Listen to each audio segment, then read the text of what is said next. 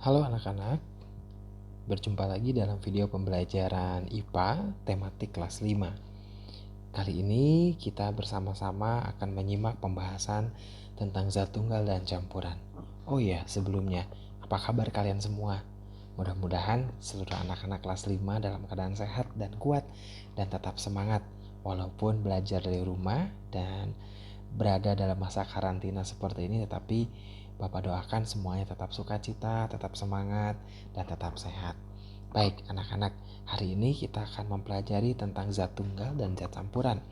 Nah, kamu bisa membuka dari buku kamu di buku tematik 5I, ya, khususnya di mata pelajaran IPA. Buka di halaman 48 dan 49. Di situ kamu bisa lihat beberapa materi tentang zat tunggal dan campuran. Nah, walaupun begitu, Bapak juga sudah buatkan catatannya buat kamu. Kamu bisa melihat di catatan yang Bapak share di grup kelas 5. Kamu boleh print, boleh juga lihat dari laptop sambil kamu mendengarkan dan menyimak video pembelajaran ini. Kamu bisa buka buku cetak kamu sambil juga lihat catatan ringkasan yang Bapak buatkan untuk kamu. Oke, kita langsung masuk di pembahasan pembelajarannya. Nah, anak-anak, coba kamu perhatikan benda-benda di sekeliling kamu yang ada di sekitar rumah kamu. Kamu lihat benda-bendanya, mungkin saat ini kamu ada di kamar, kamu bisa lihat tempat tidur, bisa lihat lemari, jendela mungkin. Atau kalau kamu lagi di ruang tamu atau di ruang keluarga, kamu bisa lihat ada televisi di situ, ada lemari, ada meja mungkin ya, ada lantai, ada langit-langit rumah kamu. Kalau kamu perhatikan benda-benda itu, contohnya kayak benda di gambar yang Bapak tunjukkan ini, ada apa aja tuh? Ada kotak-kotak dari plastik ya, ada kipas angin, kemudian juga ada buku-buku ya. Lalu kemudian kalau kamu lihat di meja belajar kamu, ada alat tulis kamu, ada pensil, ada penghapus ya. Ada bahan-bahan yang lunak kayak penghapus, ada bahan-bahan yang tipis seperti kertas gitu ya. Ada juga bahan-bahan yang keras seperti gunting mungkin, seperti pisau gitu ya.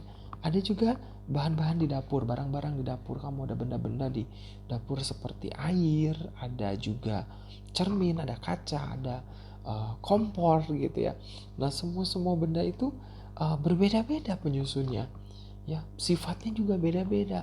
Ada yang sama, ada juga yang beda. Lalu kemudian ada benda-benda yang mudah tumpah gitu, kayak air, dia bisa merembes kemana-mana, bisa meluap ya, keluar dari wadahnya.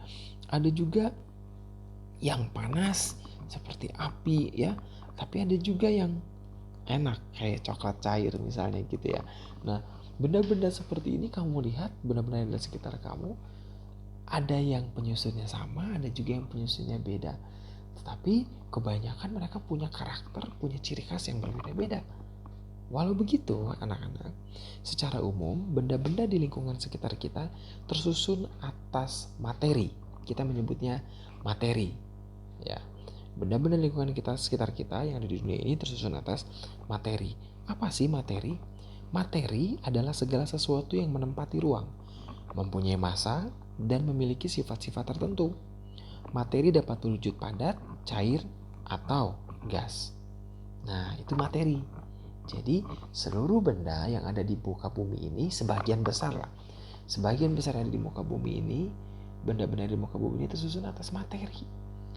Ya, bisa padat, bisa cair, bisa juga gas.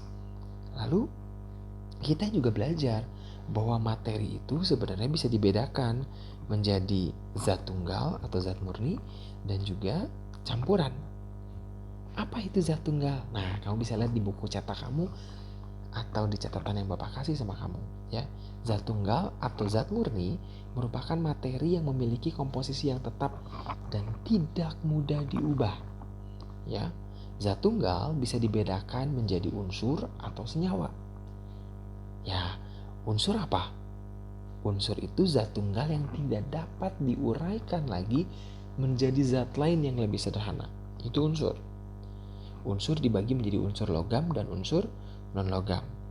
Unsur logam contohnya ada perak, ada emas, ada besi, ada platina, ada tembaga. Kalau unsur non-logam contohnya ada hidrogen, oksigen, nitrogen ya, karbon, itu unsur-unsur non-logam. Lalu kalau senyawa apa? Nah, senyawa itu zat yang terbentuk dari beberapa unsur. Jadi dari unsur-unsur berikatan secara kimia dan memiliki komposisi yang tetap. Lalu kemudian unsur-unsur dalam senyawa tidak bisa dipisahkan dengan cara yang sederhana. Jadi harus pakai proses tertentu. Contoh senyawa itu apa? Air contohnya. Asam cuka.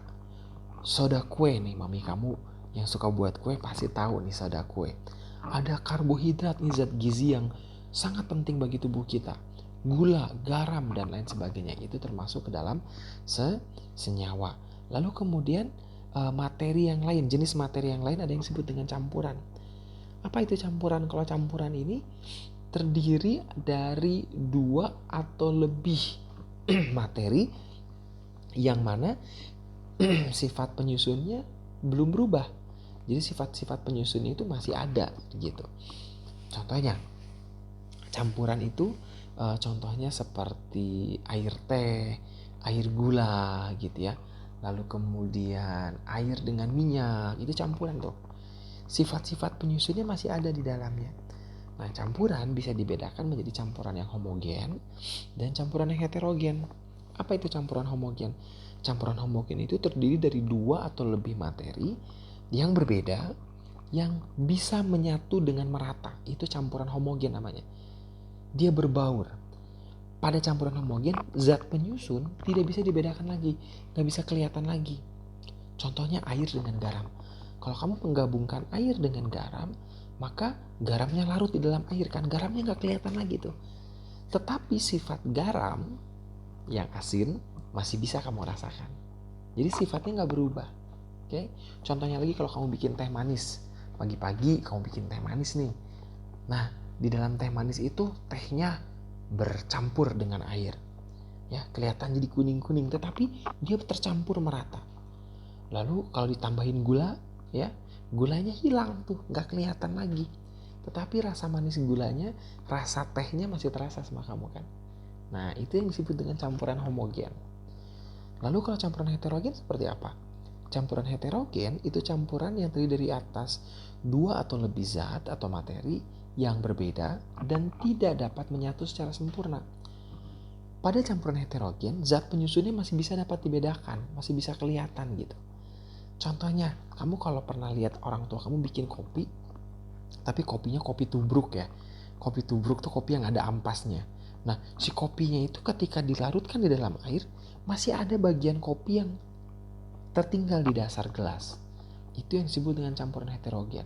Contoh lagi kalau kamu menggabungkan air dengan tepung.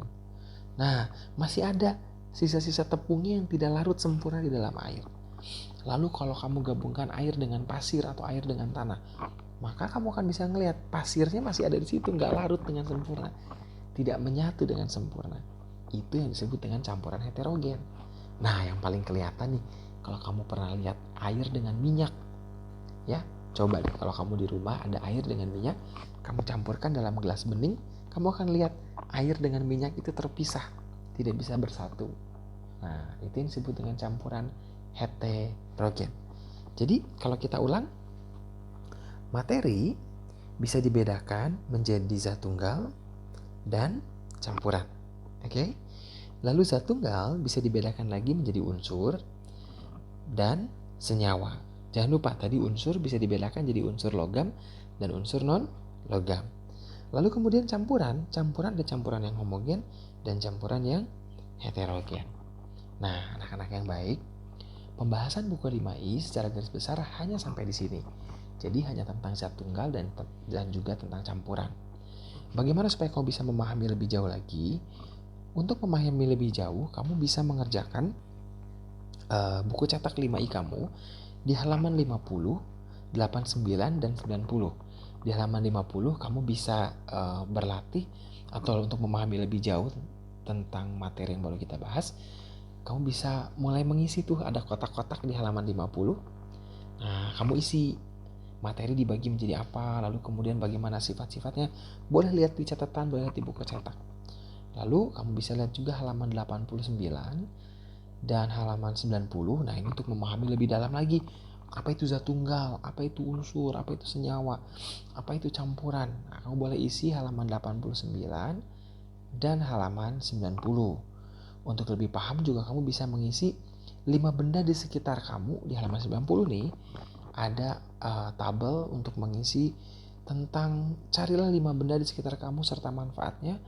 Kelompokkan benda tersebut berdasarkan unsur, senyawa, campuran homogen atau campuran heterogen. Tuliskan pada tabel berikut. Boleh kamu cari 5 benda di sekitar kamu. Nah, anak-anak, latihan-latihan ini tidak perlu kamu kumpulkan. Latihan ini hanya untuk membantu kamu supaya kamu lebih paham dengan materi yang baru Bapak jelaskan tadi. Tapi, Bapak sudah menyediakan latihan buat kamu. Bapak sediakan latihan di Google Form ya. Bapak sudah share juga di grup. Kamu boleh isi Google Formnya. Itu pertanyaan-pertanyaan seputar materi yang baru kita bahas tadi. Oke? Kamu boleh isi itu selama 1 hari ini. Bapak tidak akan tutup soalnya sampai nanti pukul 9 malam. Jadi kamu silahkan kerjakan. Boleh lihat buku cetak, boleh lihat catatan yang Bapak kasih sama kamu. Ya? Kalau ada pertanyaan atau ada yang kurang dimengerti, boleh kamu japri WhatsApp ke Bapak. Oke anak-anak, itu dia pembahasan materi tentang zat tunggal dan campuran dari buku cetak 5i. Semoga kamu mengerti dan memahami tentang benda-benda yang ada di sekitar kamu, tentang materi-materi yang ada di sekitar kamu, zat penyusunnya, zat tunggal dan juga campuran, sehingga kamu bisa memanfaatkan dan menggunakannya dengan baik. Oke, sampai di sini dulu pembelajaran IPA kita. Sampai ketemu lagi di lain kesempatan. Tetap sehat dan tetap semangat. Tuhan memberkati.